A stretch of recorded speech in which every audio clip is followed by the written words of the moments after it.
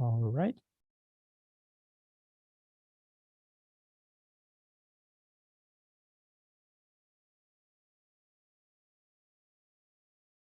And now we are recording, so we can start, I think. I'm sitting in front of Caroline, so I'm looking at her. Well, welcome everyone. Welcome to this session of the course, Tools for Post-Conflict Urban Recovery in Ukraine. This is the 5th session, and this is about spatial justice and participation. Good morning, everyone. There are, as I said before, there are lots of people in the Ukraine, but lots of people elsewhere as well. So for people in Europe, it's already a very warm afternoon. At least here in Western Europe, it's really very warm. This is the 5th session of the course, as I said, organized by TU Delft in collaboration with UN, the Ukraine, the Netherlands Urban Network, the Royal Melbourne Institute of Technology in Australia, Zoud University, and our Ukrainian partners. My name is Roberto, and I'm an associate professor of spatial planning and strategy here at TU Delft in the Netherlands.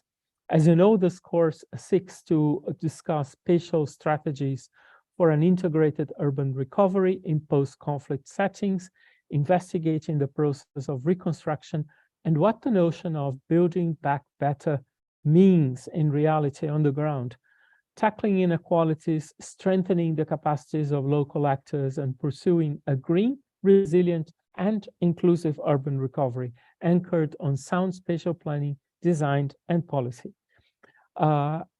As we do in every session of this course, we have a disclaimer that in the beginning of the course, we thought about naming it post-conflict recovery because we wanted to be a little bit more like open to other places where there is conflict, not only Ukraine, but we know that conflict is in a lot of places. But we want to acknowledge that what's going on in Ukraine is a real full-fledged war.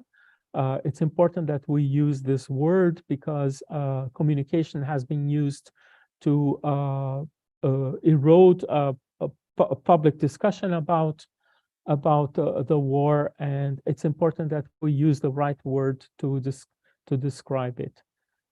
Today with us are Caroline Newton, Juliana Gonçalves, and myself from TU Delft. We are responsible for delivering you the content on spatial justice and participation today, but we also have a very special guest, Professor Aliza Mamedov, the Dean of the School of Urban and Spatial Planning at the Kiev National University of Construction and Architecture. He has been teaching urban planning and urban modeling since 1995 and is one of the founders of the School of Urban Studies project, which has been held since 2017 with the participation of Ukrainian and foreign students, teachers, and specialists. I don't know, so Professor Mamedov is here to comment on the session and bring it to the ground in Ukraine. I don't know if you would like to say a few words, Professor, before we start.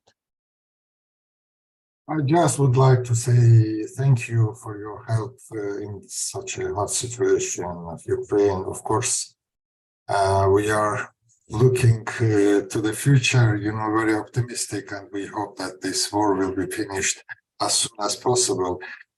As Ukraine is going to be a member of European family, so we need maybe much more your experience in democratization, public participation in taking of special decisions, etc. So I would like just to say you thank you and thank you so much. We also hope that this war is going to be finished tomorrow rather than later, but let's see. Ukraine has been making progress, so it's very, very positive. But today, now I'd like to invite my colleagues Caroline and Juliana to introduce themselves. It's easier than I introducing them. Maybe Caroline, can you start? Sure, thank you, Roberto. So hi everyone, I'm Caroline Newton. I'm a colleague of Roberto and Juliana. We're all part of the same section of spatial planning and strategy, where I am an associate professor, and my interest is really looking into spatial and social processes, how they relate, and issues of power inequalities. And maybe it will become clearer later in this session. Maybe Juliana, over to you. Juliana. Thanks, Caroline. Hi, everybody. Pleasure to be here. As Roberto and Caroline already mentioned, I am also part of the Spatial Planning and Strategy. I'm an assistant professor there. I started last year, so quite new to the group.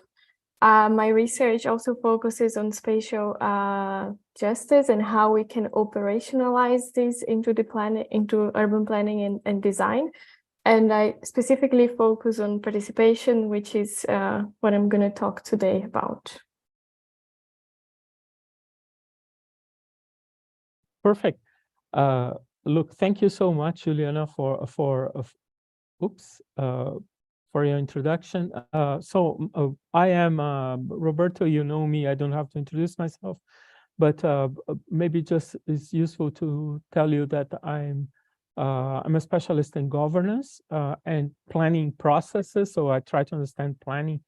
And lately, I have been reorienting my research towards the governance of sustainability transitions. So yeah, I try to understand planning processes inside this world of sustainability transitions.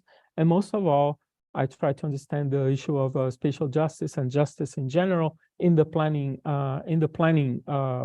process. But now, just to explain to you what's going to happen today, we are going to have several parts, three very short parts with first Caroline, then me, then Juliana presenting. Then we are going to ask Professor Mamedov to make a few comments about how this relates to Ukraine. And then we are going to have an online exercise. Of course, you saw that last time I forgot to mute myself, and I was complaining about the breakout rooms. But the truth is that we are going to try again. We actually loved the results from last session. The breakout rooms, they don't work so well sometimes, but in the end, the results were really fabulous. So we are going to try to repeat this today with a Miro board, and then we will close. But without further ado, I will give the word to my friend Caroline. Caroline, the floor is yours. Okay, thank you, Roberto. I will share the screen. Oh yeah, I think I need to let you. Sorry. No, it works, I think. Yeah. Good. Now, let's see. Do you see a full screen? Roberto, do you see a full screen? Yes, it is full screen. Yes. Okay, good. Oh, sorry. So yes, today we're going to talk about spatial justice. And as Roberto said, there are a few topics or a few parts in this session, and I will start with a more theoretical introduction to spatial justice. And I want to sort of I want to ask all of you just to think about this idea of the American dream. Probably if you've heard of it, and I just want you to think about what is this about. And it's this idea that it doesn't matter who you are or where you're born, as long as you sort of have the drive and let's say the belief that you can make change and make a difference or do what you want, you can achieve that. So it kind of sort of forgets that people are born in different places, grow up in different places, and they do have different chances of sort of realizing this dream. So I want to start already by emphasizing this point that in our societies, very often there is this idea that if you work for it, if you believe in it, you can make it. But of course, we all know that the reality is much more difficult and very, very different from this. And to kind of, if you're interested in this concept and you want to sort of dig it out a bit deeper, and also in this presentation, the work that I will use is the work of Edward Soja, and he's a geographer, he's an urban theorist, and he has written extensively about spatial justice in different formats, in books, but also in very easy kind of interviews they did with him. You can find an interesting explanation of what is spatial justice about. And what he does is really making a critical analysis of space and how that relates to the social world. And I already said that I'm also really fascinated how these two things work together. So trying to understand the spatiality of justice and injustice. And what he does is he doesn't only look at it from a sort of theoretical interest, but also to see how it can feed activism, how it can lead to change. And that is where I'm also, of course, very interested in. Can we use this idea to generate change? And this link between social processes and spatial processes, to understand a bit where it comes from, it's good to go back to 1968, a very important date. It sort of signified the Paris revolts of the students protesting what is going on, but also other groups starting to protest how the society was evolving, the different rights of different groups in society, and really starting to question that. And it's also the moment when people like Lefebvre, they observed these protests, they saw what was happening, and they started to theorize it. And from his theorization comes this important idea of the right to the city. And that was also sort of the moment in time when increasingly there was an understanding that before in philosophy, people always, or sort of, we understood the world in, let's say, through time. People are born, we live, and eventually we die. But increasingly it became clear that space is an important element, and not just as a canvas, not just as sort of Euclidean space organizing the world and enabling us to travel around it, but no, really it as a very important, let's say, thing that constitutes who we are as well.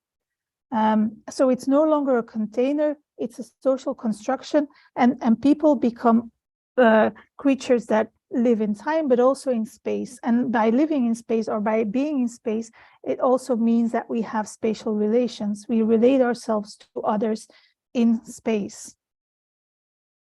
And you can take a look at these literature later on, if you would like to do that.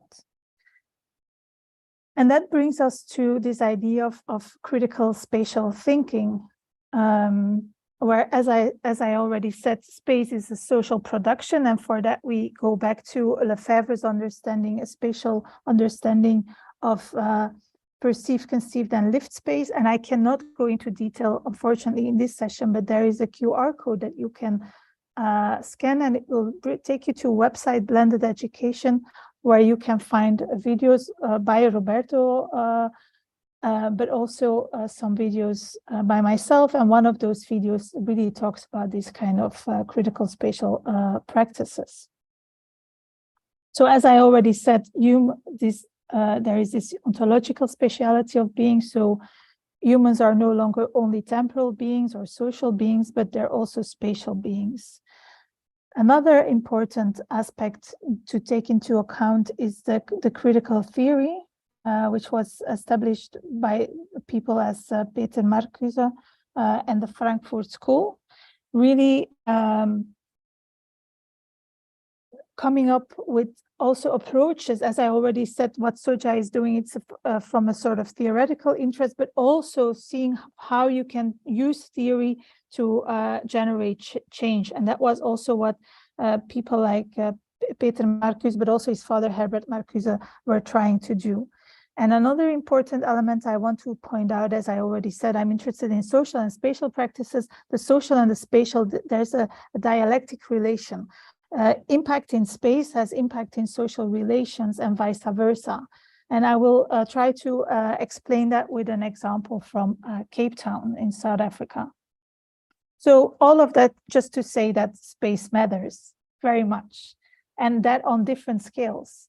For example, if you look at these maps about poverty, you can do that on the scale of the world, and you see that the African continent is poverty is a big issue, and it looks as if Europe it looks green, it looks fine, but if you zoom in there again, you see that there are differences on the European scale, and on this scale, the Netherlands look fine, and you zoom in, you see again that there are differences, and you zoom into Rotterdam, and again. So these, just to say that these inequalities, these differences, they work through scales. And you will see that space is highly linked to this, for example, the question of poverty. So what you see is that in space, there is an unequal distribution. There are places that are more poor and places that are more wealthy. So this spatial injustice can be seen as an outcome, as a distribution, as a pattern that emerges. And I'm going to use in my talk, I'm going to use Cape Town as an example. And there you see two images of Cape Town, and I will go into detail, and you will see that at a certain area, what they call the Cape Flats, which are the sort of sandy dunes in the city, those are the areas that are the areas where you have a concentration of poverty, unemployment, crime, poor services. And there's a very good reason for that. And I will come back to that in the end. And there's also a very good reason why it's so difficult to change it. And that is because space, once you embed something in space, it's very difficult to change it. Now, in order to come to a spatial distribution, there's often a sort of process that goes, that comes before it. And planning is such a process that is quite important. So within the planning process, also these kind of spatial injustices are being implemented, because how we organize our planning process is really impacting what will be the outcome. So that is the procedural aspect of spatial justice. So I've already stressed there are two aspects to spatial justice, the distributional and the procedural. And there is one more that I will come to.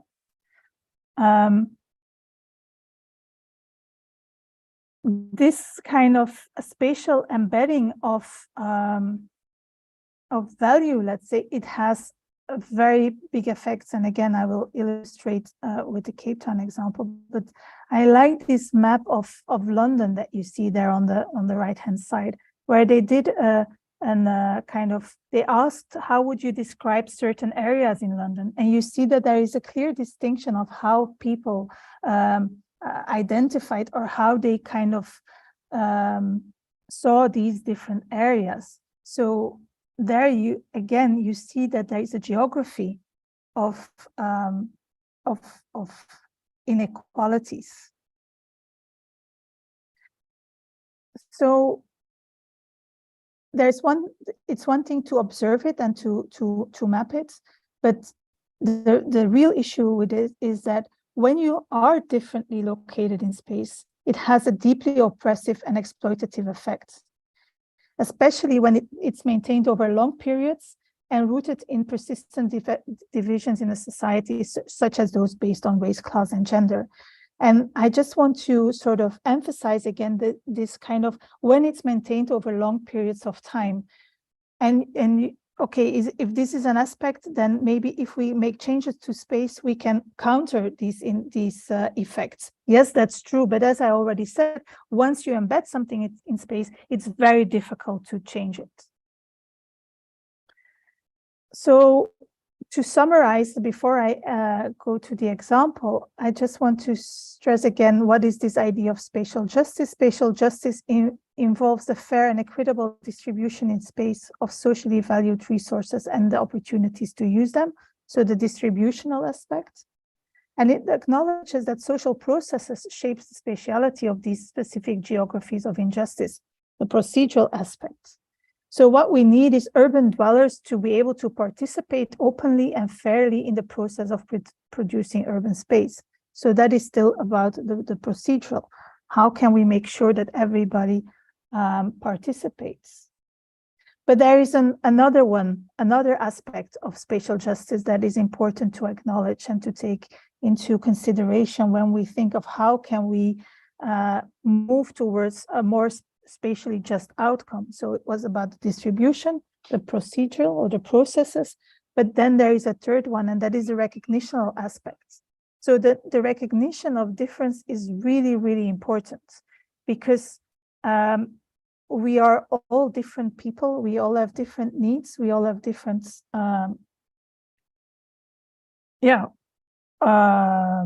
aspirations.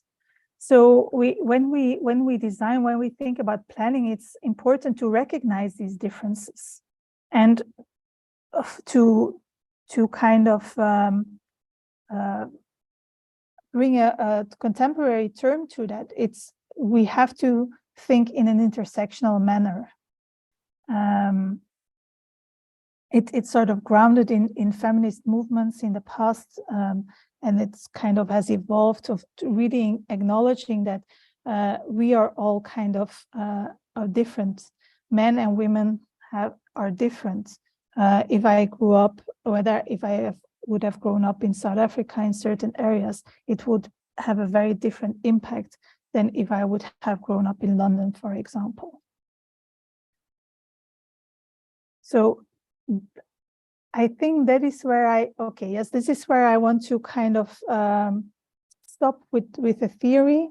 Do you want me to briefly already explain what I meant using the Cape Town example before we go into detail for later on? What do you think, Roberto? Shall I first give the example? Yes? Okay. So let me take you to South Africa. Beautiful country, tip of the African continent, but also with a very challenging past.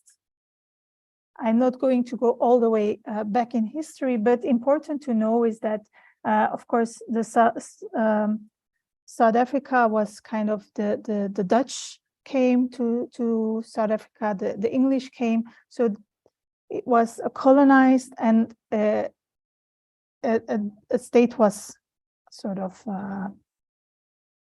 you have the state of South Africa. But what is important is that in 1948, the National Party came to power.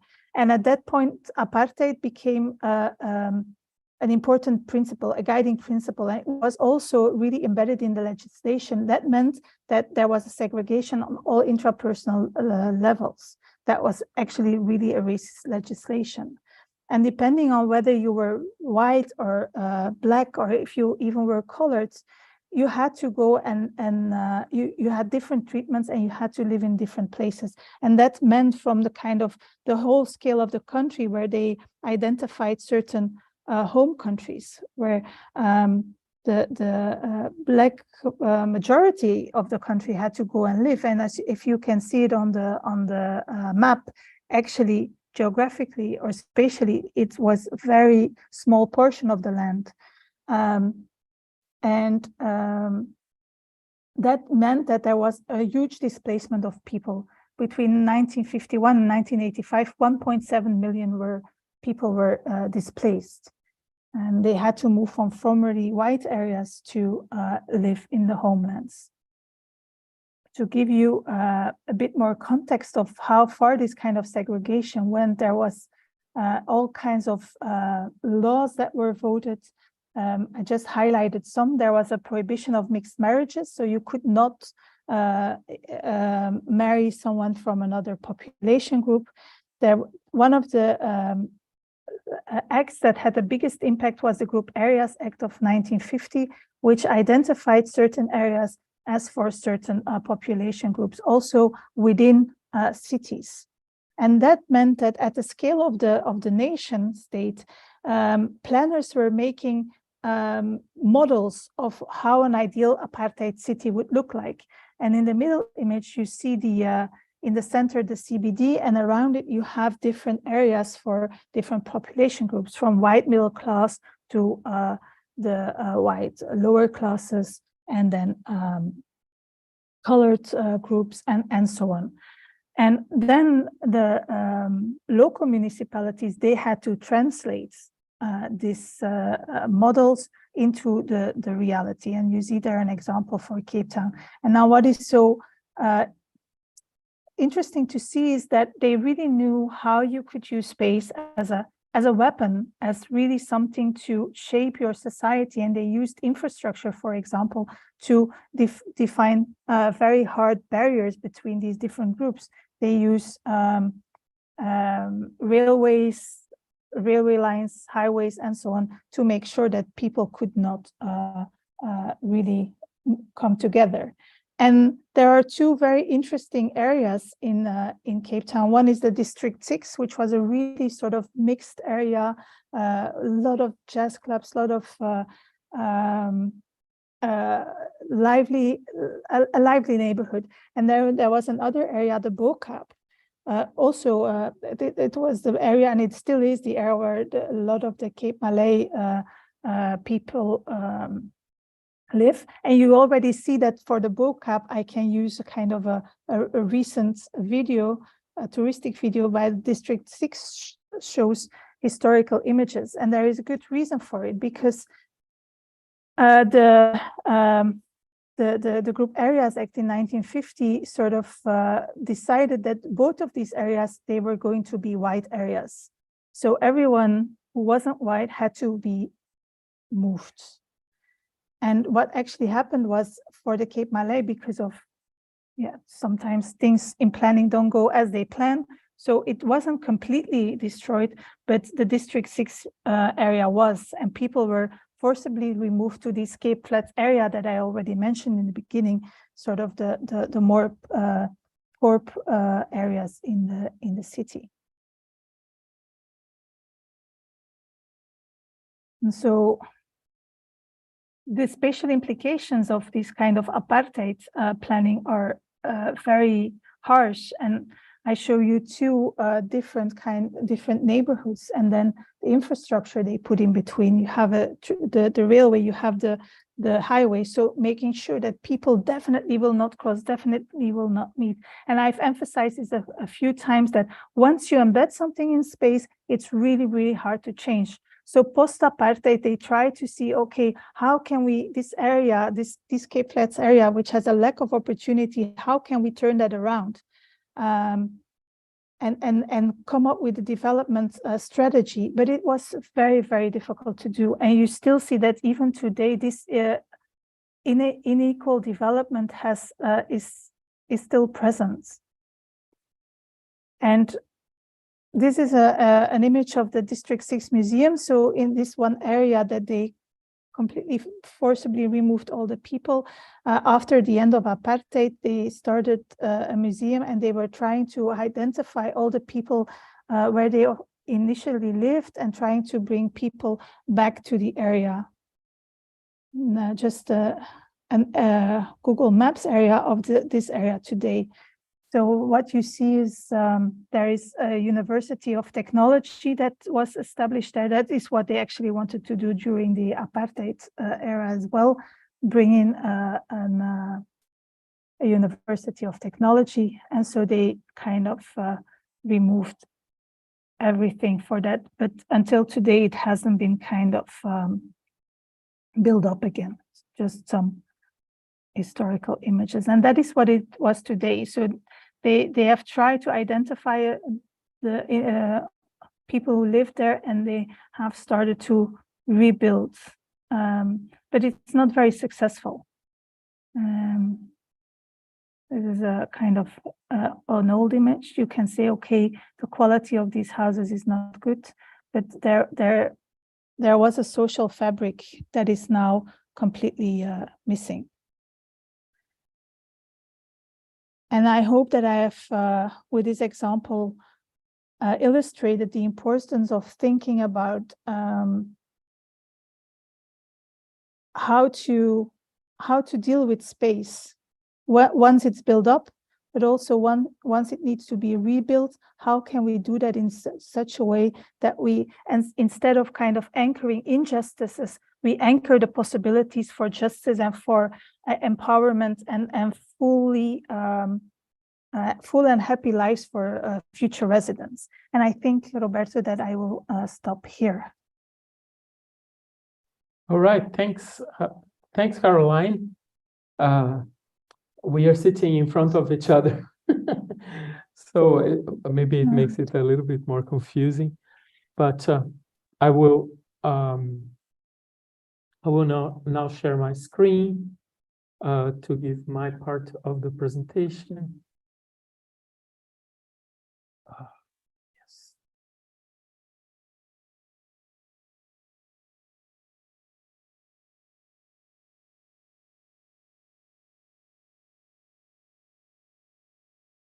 Yeah, do you see the, no, you don't, you Yes. see the two slides, right? No, one slide. Oh, okay, you see the correct slide then. Okay, very good. So we are good to go. Okay, I think it's important to mention that we have the Center for the Just City. The website is below. I'll put it in the chat later on. The center is meant to support activities like that. Let me time myself because I don't want to overshoot my 15 minutes. And today I'm going to talk about spatial justice conceptualized for spatial planning. So what Caroline did was to give a very nice introduction and conceptualization of spatial justice, what it means, and through the example of South Africa, we can see how once injustice is materialized, spatialized, it's very difficult to change, right? When something is there in space, it has its own traction, it has its own path dependency, and so on. But I will start by reminding you what Caroline just told you, that there are three main dimensions of spatial justice: the distributive one, procedural, and recognition. So Caroline has just explained that. And the distributive dimension is concerned with the fair distribution of burdens and benefits of our human association and our common resources, both geographically, but also among social groups. And a good way to understand that is to look at these hypothetical plots. So if I own a plot in the middle of the desert of the Sahara, far from everything, I can do whatever I want with my plot, but I have very little benefits from having other people and other infrastructures around me. If I magically transport my plot to the center of London, for example, now you realize that we have lots and lots of benefits that have been created by individuals, of course, with their own individual toils, with their work, but most of all, we have a whole city that has been created through a collective societal effort. So we have infrastructures, parks, lots of public goods that have been created through our collective endeavor, and that's what Henri Lefebvre, the French philosopher that Caroline referenced, said when he said that the city is our collective endeavor, is our collective oeuvre, he said. And I think that's a very good way to understand that these resources, so this great collective creation, needs to be shared in a more or less fair way among the people who live in the city. Of course, that's very difficult because we have private property. Things are not as simple. Public goods don't exist everywhere in the city. They need to be kind of accessed. But I think it's a fair assumption to say that we create the city together. Maybe we should be able to share it. The procedural part of spatial justice talks about the fair and equitable processes involved in making decisions and implementing policies related to urban development. So now we are really talking about the processes, how we decide, who decides, who is around the table, who has a voice, who can participate in the planning process. And that is important because if we have a fair procedure, a fair planning process where diverse voices are heard, it is more likely we will have a fair outcome. It's not automatic. Having participation doesn't automatically mean that things are fair. In fact, participation is very difficult and messy. However, having participation and having multiple stakeholders around the table increases the chance that we are going to have good outcomes. And one of the ways to look at it is looking at the tools that have been put together in the last decades to allow for this participation. And one of them is the participatory budget that started in Brazil in the 80s, if I'm not mistaken. But then today it's adopted by almost every city in Western Europe has some sort of participatory budget. New York uses and so on. And what is this? It's having a small part of your budget upon which citizens and other stakeholders can decide. So it's not, they don't decide the whole budget of the city. That would be unfeasible, but they decide on a small part. Another example of this is citizens' conventions, in which citizens are chosen more or less to represent people in that population, and they learn together, and they, from their points of view, from their lived experience, they can advise governments about policy. So citizen conventions are not, it's not a bunch of people, put together, but they really have this mission to learn about the problem and to advise the government from their perspectives. There are many other examples of citizen empowerment that I could talk about, but we don't have a lot of time. And finally, the one that Juliana is going to talk quite a lot about is recognition justice. Some people call it symbolic justice or cultural justice, which pertains to the fair and equitable acknowledgement, validation, and representation of different social groups, cultural identities, histories, and perspectives. So we always have people who are not represented in the planning process. These three dimensions of spatial justice are interdependent. They depend on each other to exist. So you can't have one without the other. It's very difficult to have good distributive justice if you don't have a good procedural justice. Well, maybe it's not impossible, but it's more difficult. And you can't have a good procedural justice without recognitional justice. So they are interdependent. It's a little bit like the triangle of sustainability: economic, environmental, and social. In sustainability, those three dimensions have to happen simultaneously. It's the same thing with spatial justice. But things are not very easy in practice, because when we are talking about justice, there are many questions that arise. And I would like to make an exercise with you today, and we are going to decide together who is going to get this flute. This is a story that is in a book by the great Amartya Sen. Amartya Sen is an Indian philosopher and a philosopher of justice and economist who won the Nobel Prize for his work on the capabilities approach. So he won a Nobel Prize, and in one of his books, he has this little story. So let's have a look at the story. The three kids are walking down the street, and they need to decide. They find a flute. There is a flute on the ground. I don't know how the flute got there, and we have to decide who is going to get the flute. So let's listen to the argument of each kid. Ibrahim says, I'm the only one who knows how to play the flute. I can make the best use of it. So if you think Ibrahim should get the flute, you can tell me in the chat. It makes sense because he knows how to play. And the other ones, they don't know how to play the flute. Michelle, so let's have a look at Michelle's argument, says, well, I'm the poorest of us and I don't have any toys. Ibrahim and Laura have lots of toys. The flute will make me happier. Well, she doesn't have any toys. Both Ibrahim and Laura have lots of other toys, other flutes, so they can have a lot of they have lots of things.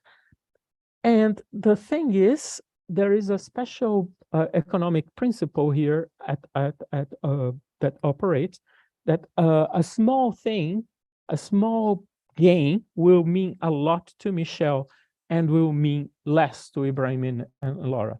That's called, I will remember, just escaped my mind. Laura said, I have worked very hard to make this flute, just when I wish to enjoy it, you want to take it away from me. I'm talking very fast because I'm timing myself, and of course, I'm running out of time. These three kids represent three perspectives on justice that exist in the world.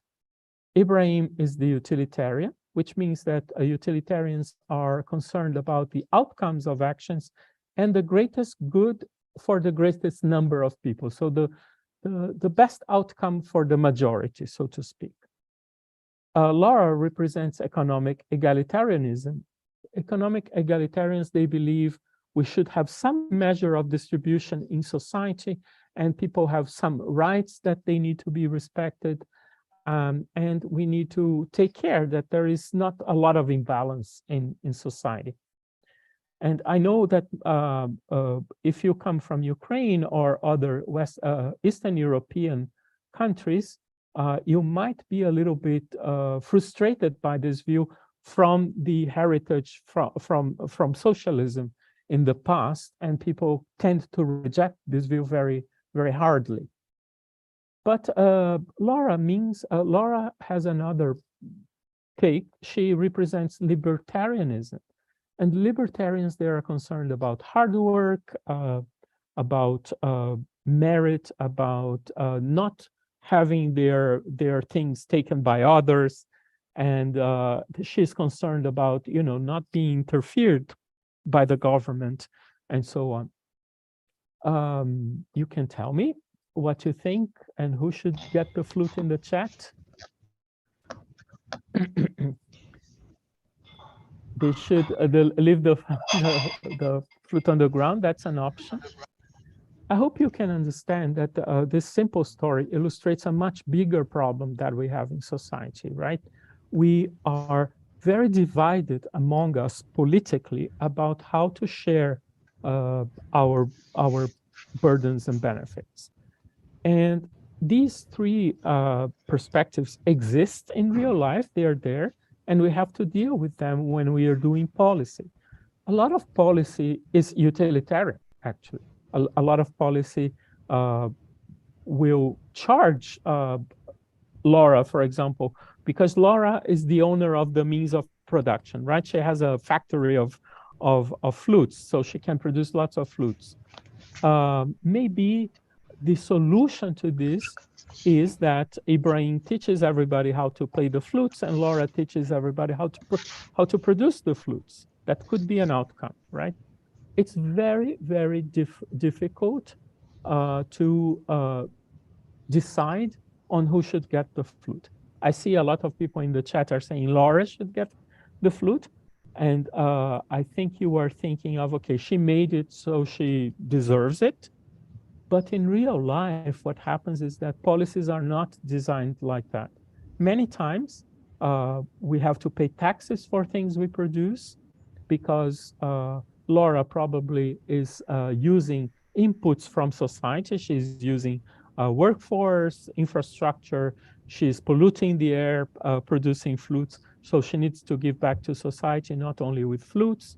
And the principle of private property doesn't always prevail in policy. And I'm talking to you from the point of view of the Netherlands, right? The Netherlands is a very successful capitalist country, but here there are many instances in which private property is overruled because we want to create or the greatest good for the majority, or we want to distribute a little bit so that we create less imbalances. So I can see lots of very resolute answers in the chat. We can, when it's not my turn to speak, I will address them. But for now, I think it's good for us to imagine that the only way that we have to decide on these things is through collective deliberation. We have to decide together how we are going to distribute these resources. So we need to recognize there are different claims. We need to ensure that there is a fair and inclusive decision-making process in which we discuss, and that all the arguments are heard. So we need to hear all the arguments and decide, based on those arguments, how are we going to divide our resources. And we should ensure a fair redistribution and the burdens and the benefits of, for example, the reconstruction in Ukraine. The only way that we have to do that is through public reasoning and public justification. And Amartya Sen says that we need governments by discussion. And these ideas are at the heart of communicative planning. But communicative planning and planning in general has a very, it's not so easy to do. It's actually very hard to discuss these things in the public sphere. And I want to finish my presentation by reminding you that we can say that the private sector should take over the reconstruction in Ukraine, because the private sector is very dynamic and very innovative, and they are not corrupt, so they will do a better job. But the truth is that we need a very firm action of the public sector to coordinate this reconstruction. Otherwise, we are going to see a scrape for profit, right? We have heard, we at TU Delft have heard that there are already big companies preparing for the reconstruction in Ukraine. And we are concerned because, of course, the big companies will bring investment, but without a firm public sector coordinating those efforts, we run lots of risks. But we also recognize that spatial planning and planning in general is not the answer to everything.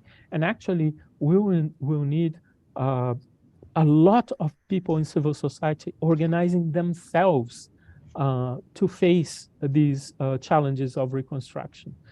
We think that spatial planning is very important, and it will have a role in the reconstruction, we hope, but it's not enough. The urgency and the emergency are so big from what we can see, and I'm sorry because I'm talking without real knowledge of the place, so I'm not from Ukraine, but we see that the emergency is so big that both the private sector and the public sector won't be able to do everything alone. Civil society, so citizens organized, they need to stand up and to kind of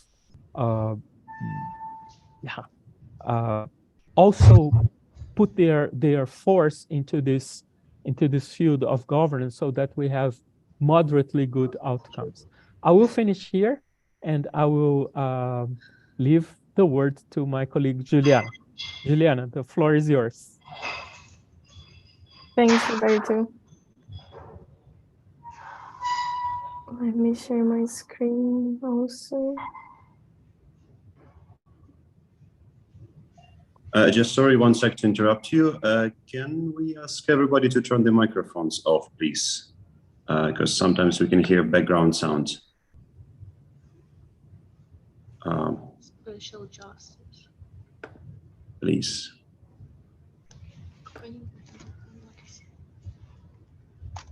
Can you see my screen?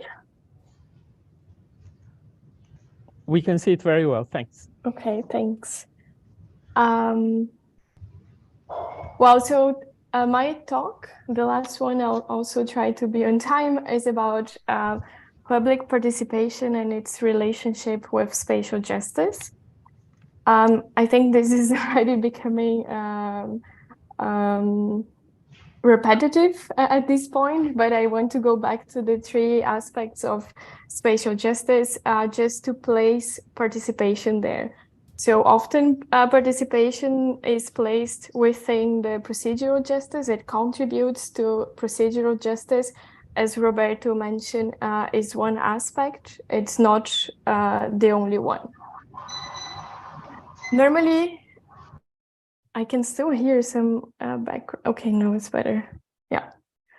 Normally, when I talk about public participation, I get questions such as this one. That is not possible to get feedback from all people on every public decision. And this is right. It would take a lot of time, a lot of resources, and a lot of capacity building. But public participation is not only about voting. And it doesn't mean that we have to vote for every decision. So the first concept that I want to bring here today is the idea of the scope of public participation, because the decisions affect people at different levels. So if you're thinking about a reconstruction project, for example, in a specific neighborhood, we have, of course, the neighborhood residents as one stakeholder in this problem. Around it, or on the outside, we have what we call the public, what we often think that everybody has to vote. So it is the public opinion. And within the neighborhood, we might also have vulnerable groups. And here it's important to go back to what Caroline was talking about, the intersectionality approach. It is important to recognize that within the neighborhood residents, we might have some groups that are exposed to compounding inequalities. For example, a woman of color is different of a white woman. So these different inequalities, they create different vulnerabilities. And this means that some people will be more vulnerable than others. So in this case, everybody should be considered in the public participation, but the design of the participatory process that is used to engage the vulnerable groups, the neighborhood residents, and the public will be different. The second concept that I want to bring is the spectrum of public participation. As I said in the beginning, participation is not only voting. Voting is one type of participation, but not the only one. And we have, scholars have already defined a spectrum, a range of different ways that people can participate in public decisions. The first one is that they can be informed. And this is the basic. We have to inform people about the decisions that are being made. Second one, which increases a little bit how much people are involved, is that we will inform them and keep them in the loop. So we explain that there is something going on and we will always update them. The third one, already going a little bit more into real working together, is that we will involve people into the process and actually consider their input in different alternatives. The fourth one is to collaborate. This means working together and consider their input as much as possible. And finally, we have at the most engaged stage, we empower citizens. And this means that we will implement what you decide. And this is one example is the participatory budgeting that Roberto mentioned, where you give the participants the power to decide what to do with a certain budget. At the left side of the spectrum is mostly one-way communication. So the public sector or the private sector, if you're a company, you just inform and consult people. When we move towards the right, we go from a two-way communication into deliberative communication. And this is also relates to what Roberto was saying, that on the communicative planning, that we need deliberative process so people can actually discuss the problem together and come into a decision together. So over the years, especially in the Western Europe, participation has become an integral part of urban planning. It doesn't mean that it always is done in the right way, but it's something that needs to be done. It's in the regulations. However, there's still many challenges. What we see here in the Netherlands, for example, in a recent research by a master's student, is that there is a lot of distrust in the institutions. Here we even have a problem which is called participatory burnout, because the municipality asks so many questions. There are a lot of surveys, and the citizens do not see how their input is influencing decisions. So at the end of the day, they don't trust that their feedback is taken into account. The second one, which is also related, is this top-down approach. And some of the respondents in our survey, they also talk about the tone of the process, meaning that they are asked information in a very top-down way, not in a way that they feel that they are really engaged. And this happens a lot with surveys. A lot of people also do not have the time, the resources, or even the interest in participating, depending on what is the topic. Here we have a lot of language barrier, because it's, especially in the big cities, we have a lot of diversity. So not everybody is capable to participate in Dutch, for example, including myself. Finally, there is lack of knowledge and literacy, which is also related to this increasing use of digital technologies for participation. A lot of things are being done digitally, and people that are not very comfortable with technologies, they don't feel that they are able to participate, and they lose interest. So a lot of these challenges, they are actually interconnected. So if you have a language barrier, you also lose interest, or if you feel that you don't have knowledge enough to participate, you also lose interest, and so on. The good news is that there are a lot of people working on public participation, and they have the International Association for Public Participation. They have put forward 7 values or guidelines on how to do public participation, or why to do public participation.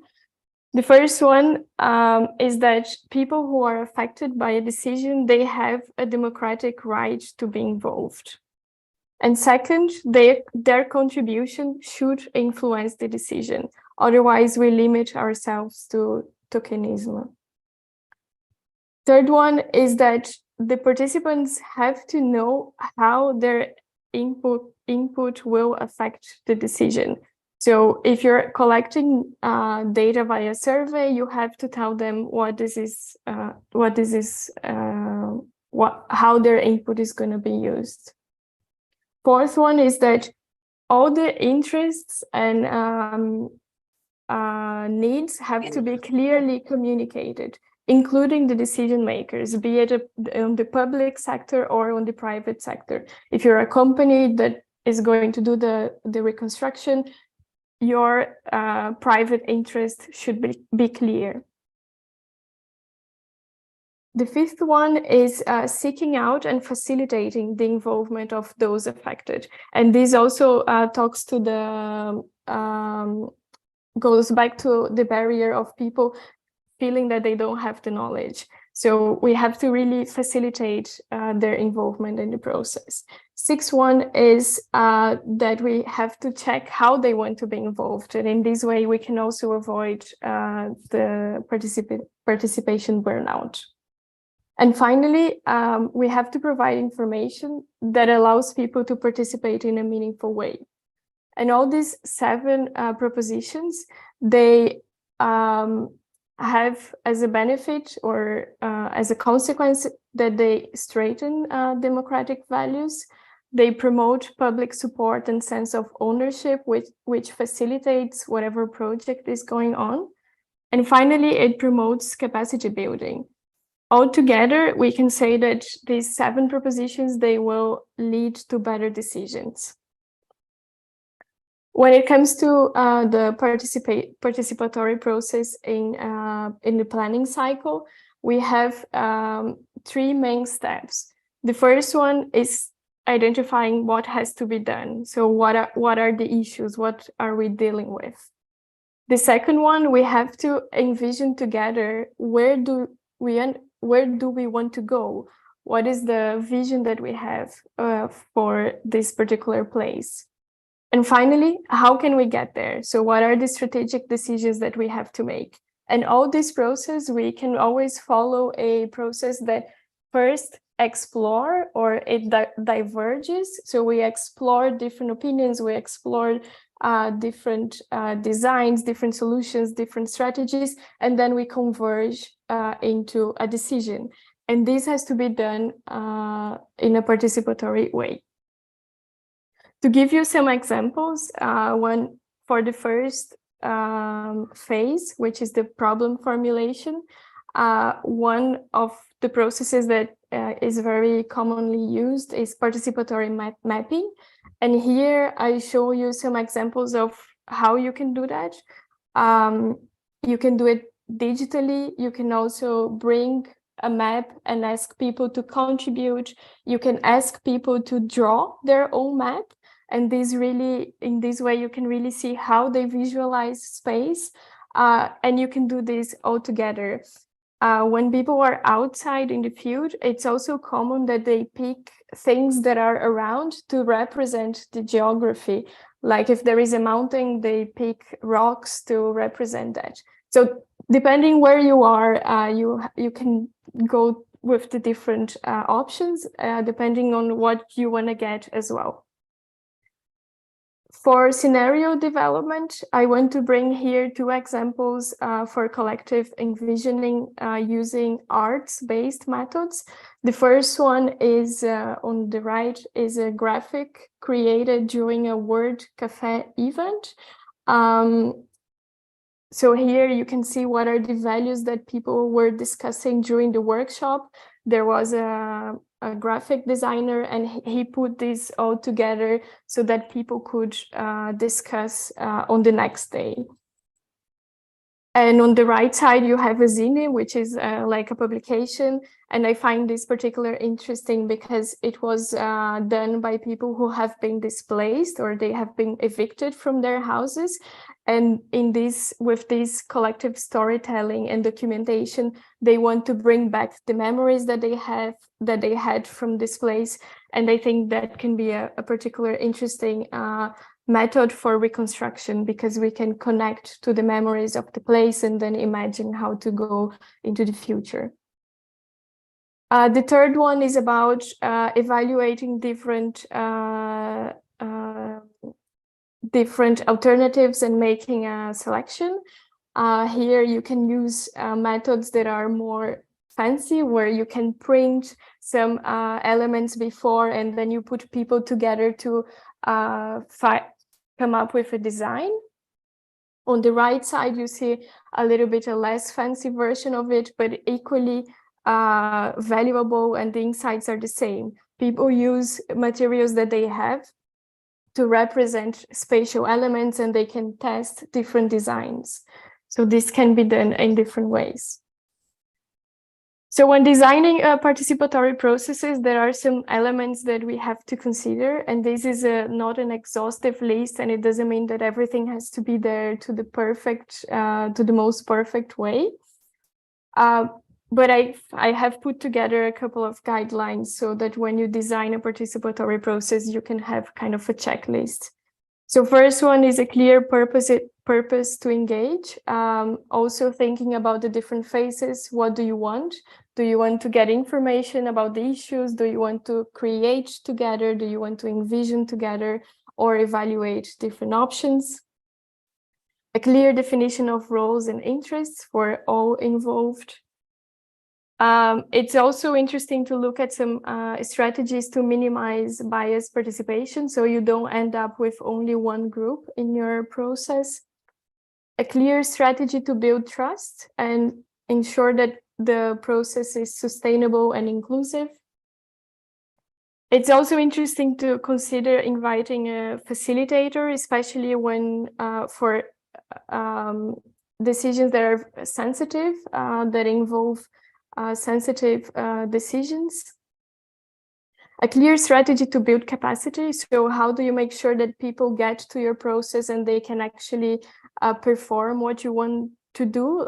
So you give them some information, you train them before, and a clear timeline. And finally, a clear strategy to measure the impact of your process. There are some things that you can also think about the settings, whether you want to have individual contributions or group work, if you want to have, or if you can have people working at the same time on the same space, or if they are working separately. First example is when you have individual contributions, but on the same space. This one example was the council meetings. The second one is you have people working together at the same time, which is in a workshop setting, for example.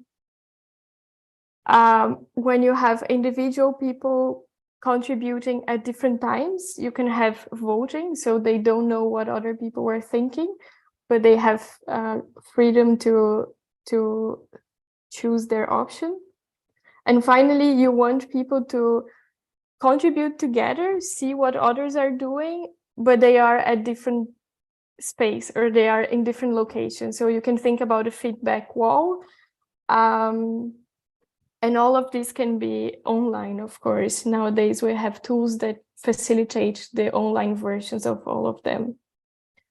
So in conclusion, why do we do participation? I think there are more, but I want to highlight 4 reasons. The first one, because it is a democratic principle to participate. Everybody who is affected should have the right to participate.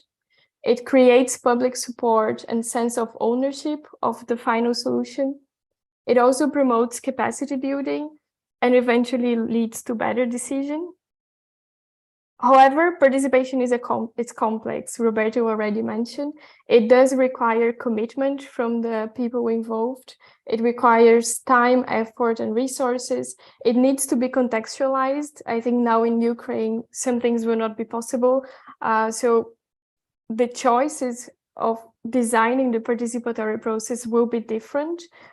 During COVID, we had the same experience. Everything had to be done online. And finally, it has to fit the urban planning cycle, because in the end, we want to influence the decision. So it has to be connected to a clear planning strategy. I think, to me, the most important conclusion about participatory processes is that there is no one-size-fits-all. We really have to design for every particular situation. We can draw from these best practices and guidelines and look at examples, but in the end, it really depends on the space and the context that we are looking at. So to finalize with the same slide that I started, I have 2 propositions or 2 final comments. Is that participation can contribute to spatial justice, but only if it is really embedded into the decision-making process with the clear goal of influencing the distribution of these benefits and burdens. And the second one is that we have to recognize that different groups, they have special needs and interests in this participatory process, especially the most vulnerable. If we do not include this intersectional view on who is the most vulnerable, and we do not bring them into the table, in the end, we will not be able to close the cycle. And this is my final slide. Thanks. Thanks, Juliana. You went a little bit overboard, but that's wonderful. No problem. But your message was amazing and very, very clear. I will invite Professor Mamedov to say a few words, maybe to close this part of the workshop. Thank you so much. Yeah, thank you so much. Unfortunately, we need another justice now. Ukraine needs another justice.